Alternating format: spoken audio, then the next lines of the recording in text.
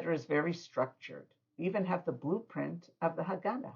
Matchilim bignut, u'mesayimim b'shevach. We begin with shame and end with praise. We have all been witness to the sad truth, shebachol dor vador kamim aleinu l'chalotenu. In every generation, our enemies rise up to eradicate us. This year, we have yet a new layer of gnut that I pray will end with shevach. 6 months into this war, I asked myself, what message do I want to share with you in honor of Pesach? Shortly after October 7th, I started listening to Israeli radio. There have been so many interviews that have added much inspiration in these difficult days. Just last week, a religious 48-year-old woman shared that when she was 18 years old, religious women typically volunteered for national service. Things have changed quite a bit in the last 30 years. Nowadays, some 30% of religious women enlist in the army. As soon as the war began, she, along with some other women, left their work and their family and enlisted in basic training because they felt the need to be of help to the IDF and to serve our nation. Wow!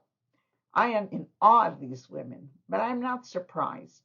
Throughout Jewish history, we have story after story of female heroism.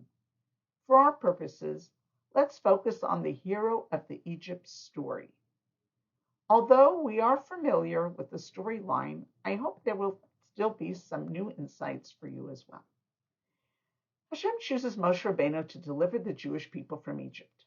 One can understandably commiserate with Moshe Rabbeinu's concerns, which he voices, as to why he would not be appropriate for this specific mission. How could someone with a speech impediment be an articulate spokesperson? Truthfully, very few people want to accept a leadership role. And yet, when Hashem is the one sending you, eventually Moshe rises to the occasion and assumes the role of Redeemer, with the promise that Hashem will be with him and Aharon will happily be at his side.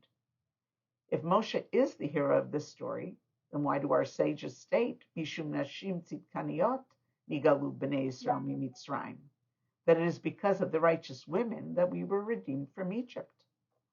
Although Moshe Rabbeinu is the central figure in the Exodus story, there were many women who helped him arrive at this position. It's interesting to note that none of these women were appointed by God for this task. For that matter, none were even appointed. We do not hear these women sharing their inner voice, why they may not be appropriate for the task, or that someone else might be more suited for the position, or that they feared being murdered for their actions. They did something quite unnatural for most people, and particularly for women, that is, to elect themselves for a position of leadership. They saw the need, and they rose to the occasion. The first group of heroines are the Me'aldot HaIvriyot. When Paro's plan of hard work backfires, as the Jews continue to multiply, he decides to put an end to their growth by commanding these midwives to kill the male babies, as he was told by his astronomers that the Jewish Redeemer would soon be born. In Parshat Shemot, the Me'aldot are referred to as Shifra and Puah. Most note that they are the mother-daughter team of Yocheved and Miriam. The name Shifra and Puah hint to the fact that they not only aided in the birthing process, but also helped care for the babies once they were born. These women risked their lives to save the Jewish boys by defying Paro in such a clever way as to avoid being replaced by others. They didn't outright defy Paro, but rather blamed the Jewish women for not waiting for the midwives to arrive. Because we know the story so well, we tend to underestimate the great danger in which the Me'aldot placed themselves. When the decree of killing the Jewish babies doesn't succeed, Paro resorts to a new decree of throwing the baby boys into the Nile. Amram, Yocheved's husband, a leader at the time, decides that he will separate from his wife because of this new decree.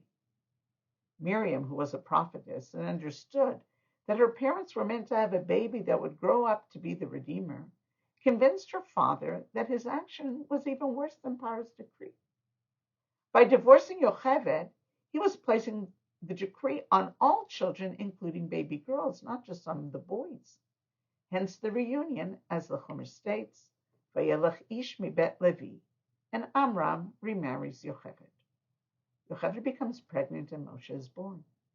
The Midrash fills in that the Egyptians came looking for the Jewish baby boys.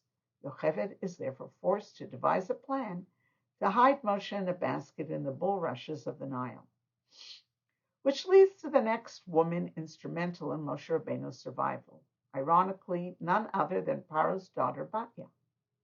We find her bathing in the Nile with her maidservants nearby. She notices the basket, and we're told the following: Vatishlach et amata vatikacheh, and she sent her maidservant, and she took it. This is a simple reading of the text, though it is hard to imagine that her maidservant would have agreed to listen to Batya and save a Jewish baby boy. How could she be party to the king's daughter violating her father's decree? Paro was making sure Jewish babies were killed, not brought into his palace to be raised by his very own daughter. The Midrash comes to the rescue and offers a different possibility. Amata doesn't only mean her maidservant, it also means her arm. Meaning Batya sees Moshe, and though he was somewhat of a distance from her, she reaches with her arm, and it miraculously stretches, and she retrieves the basket of baby Moshe. Batya then sees him crying, and she takes pity upon him. Rabbi Mendel of Kutz has a slightly different twist on the oddity of Batya's arm stretching. He comments homiletically that her example teaches us that one should never assume that a task is impossible. She was far from the basket, yet she reached out for it, and Hashem enabled her to attain her goal. Rabbi David Foreman says something quite similar. This story teaches us about an enduring truth. Sometimes a goal can be beyond our reach, but if it is good, noble, and right, and you reach for it anyway, sometimes a miracle can happen.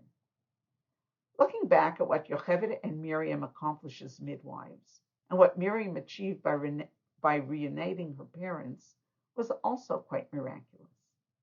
These were challenges that were well beyond their reach, as far or maybe even further than the basket in the Nile and raising Moshe in the palace. All these women assumed leadership roles and did more than was humanly possible because they tried to go beyond their reach. We see that though Moshe Rabbeinu was indeed the key figure in the redemption story, these unusual women and the ones that followed their example were rightfully considered the righteous women in whose merit all the children of Israel were redeemed from Egypt. Our sages say, in Nisan, our forefathers were redeemed from Egypt, and in Nisan we will be redeemed once more. If it is true that we were redeemed from Egypt in the merit of the righteous women, then very possibly we will once again be redeemed in the merit of our righteous women. Therefore, I would like to finish with another vignette I heard a few months back on Israel Radio. Moses was reporting on an event she attended in support of women who were holding down the fort on the home front while their husbands were heroically fighting the enemy. One was describing what the night looked like for her. One of her children awoke with a stomach bug, and we all know what that entails, which of course woke up the next child who was shrieking. By the time she cleaned up after the first and calmed down the second, the baby woke up and needed to be nursed. By that point, it was morning, and she needed to get them all ready for school and herself off to work. Upon hearing this, another attendee couldn't get over how hard this sounded. Yet the first woman assured her that she was fine, as her husband was only in the north, where it was relatively quiet at that time, and thought her friend had it way harder, as her friend's husband was in the south, where it was more dangerous. They went back and forth praising the other, while never making much of their own situation. The hostess was speechless, as no one was looking for pity. They were each looking only to commend the other. The hostess ended off by saying, Mi ka'am shali, who is like my nation? With tales like this of our nation, of our righteous women, may Hashem bless our amazing soldiers, their equally amazing wives and families with peace and tranquility. May this holiday of freedom indeed bring freedom to all the hostages. Wishing you a Chag Kasher V'Sameach.